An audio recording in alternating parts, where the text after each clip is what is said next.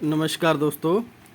आज का जो हमारा चैप्टर है टिनी 280 PIC, जो कि 7 पिन के अंदर होती है, लेकिन जो डिप टाइप के अंदर आती है और ये 7 पिन की होती है। वैसे 8 पिन की पेपर के अंदर मेंशन किया जाता है, या फिजिकली इसको 8 जो पिन की आईसी दिखाई जाती है, लेकिन जो हम फिज़िकल यूज़ करते हैं आईसी, उसकी पिन नंबर जो 3 होती है वो इसके साथ अटैचमेंट नहीं होती, या एनएससी की होती है, या यूजेबल नहीं होती। तो ये 7 पिन की आईसी है। किस तरह इसकी पिन डिटेल है इसके बारे में करेंगे, इसकी वर्किंग क्या है, इंटरनल सर्किट क्या है, कैसे काम करती है उसके बारे में आज करेंगे। तो टिनी 280 जो आईसी है पी, ये इसकी पिन डिटेल के बारे में सबसे पहले कर लेते हैं कि सबसे पहले जो पिन नंबर 1 होती है वो EN या UV की पिन होती है। EN मतलब इनेबल की पिन है, या अंडर वोल्ट, यानी पिन नंबर 1 जो है इनमें से कोई भी आप फंक्शन करवा सकते हैं पिन नंबर 1 से। और जो पिन नंबर 2 है वो होती है BP या मल्टी फंक्शन, मतलब M की पिन। BP मतलब बाईपास और M का मतलब मल्टी फंक्शन पिन है, यानी दोनों सिग्नल, कोई भी एक सिग्नल आप इस आईसी की पिन नंबर 2 पे दे सकते हो, दोनों में से एक, दोनों पे ये अच्छे से काम करेगी। और पिन नंबर 4 जो होती है वो ड्रेन की पिन होती है, यानी आउटपुट की पिन है। जो हमारा मॉसफेट लगा होगा या हमारा जो ट्रांसफार्म लगा होगा उसके साथ डायरेक्ट इस आईसी की पिन नंबर 4 को जोड़ा जाता है। और जो बाकी पिन नंबर 5, 6, 7 और 8 है, ये सोर्स की पिन होती है। ठीक है जी, तो ये सोर्स की पिन होती है। और पिन नंबर 4 ड्रेन है। पिन नंबर 2 BP या M पिन, यानी बाईपास या मल्टीफंक्शन की पिन है, यानी दोनों में से एक सिग्नल दे सकते हो। पिन नंबर 1 जो है EN या UV। EN मतलब इनेबल पिन या अंडर वोल्ट पिन इसे कह सकते हैं हम। दोनों में से कोई भी सिग्नल आप इस आईसी पे देख सकते हो। और ये डिप टाइप में आती है और SMD दोनों पैकेज के अंदर आती है। और जो इसका इंटरनल सर्किट है वो इस तरह होगा। इसके जो इंटरनल सर्किट है वो किस तरह काम करता है, थोड़ा सा उसके बारे में आज करेंगे।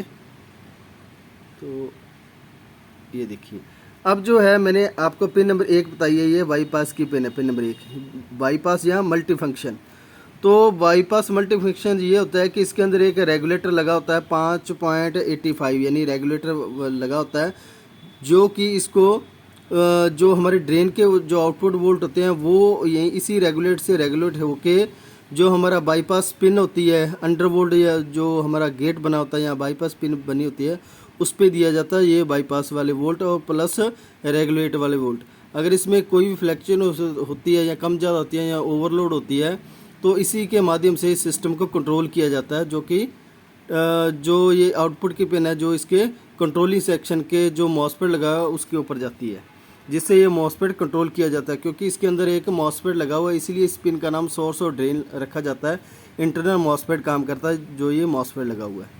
तो उसको मॉसफेट को कंट्रोल करने के लिए और बाईपास सिग्नल देने के लिए गेट का प्रयोग किया जाता है।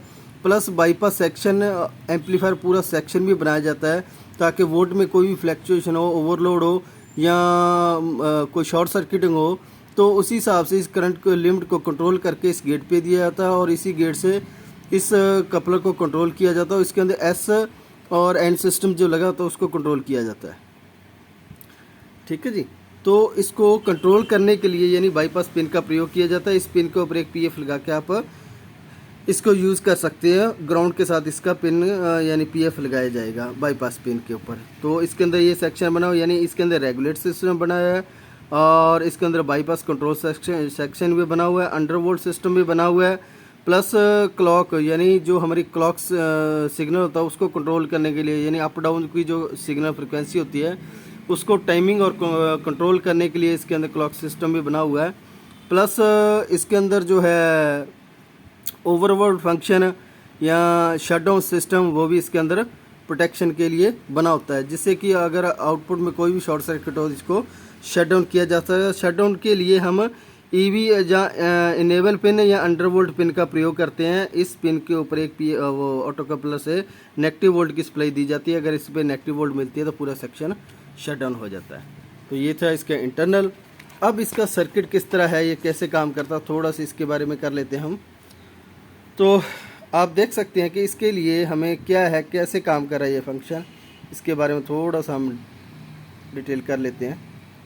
मैं थोड़ा फोकसिंग इसकी आउट है। ठीक है जी, तो अब सेक्शन किस तरह काम करता है, कैसे काम करता है, इसके बारे में करेंगे। यहाँ पे हमारी जो लगी है टिनी 240 आईसी या 280 आईसी लगी हुई है।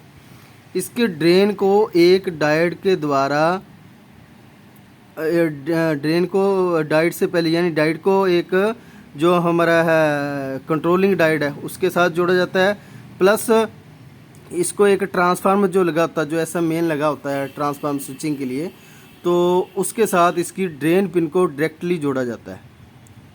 ठीक है जी, ये जो ट्रांसफार्मर लगा होता है सप्लाई सेक्शन के अंदर उसके साथ जोड़ा जाता है। जैसे आपका अडाप्टर का ट्रांसफार्मर होगा जहाँ पावर सप्लाई होगी, उसके अंदर जो ट्रांसफार्मर लगा होगा उसकी एक वाइंडिंग के साथ इसकी ड्रेन को जोड़ा जाएगा और दूसरी वाइंडिंग के ऊपर जो है हमारी पॉजिटिव स्लेट डायरेक्ट दी जाएगी, यानी ये स्विचिंग करके यहाँ से नेगेटिव पास आउट करेगा, फ्रिक्वेंसी जनरेट करेगा।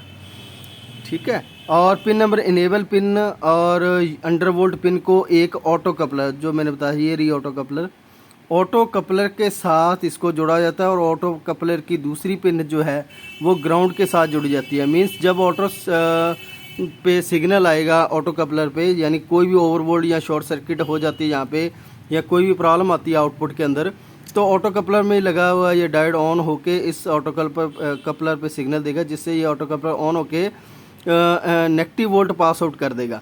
जब ईएन पिन और अंडर वोल्ट पिन के ऊपर नेगेटिव वोल्ट की सप्लाई ज़्यादा हो जाएगी तो ये पूरा सेक्शन शट डाउन कर देगा, यानी आउटपुट बंद कर देगा। तो ये ऑटो कपलर लगी हुई है ईएन पिन यानी अंडर वोल्ट और ईएन पिन के ऊपर, और जो बीएम पिन और मल्टी फंक्शन पिन है, बाईपास की पिन होती है, उसके ऊपर एक पीएफ कैपेसिटर लगाया जाता है ग्राउंड करके, और एक जेनर डायल लगाया जाता है ताकि ओवरवोल्ट ना हो।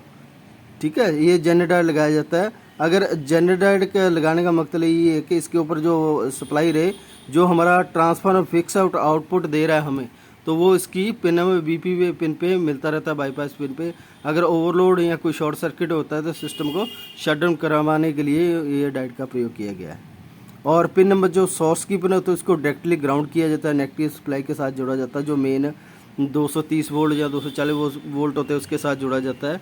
और इंटरनल तौर पे कंट्रोल करने के लिए इसके अंदर रेगुलेटर सिस्टम लगा होता है, जो कि आईसी को जो करंट सेंस जो है हमारा काम करता है या रेगुलेटर सिस्टम काम करता है, तो इसके अंदर इंटरनल रेगुलेटर प्लस एक जनरेटर लगा होता है, जिससे ये कंट्रोलिंग वोल्ट इस आईसी को दिए जाते हैं और ये अच्छे से काम करती रहती है।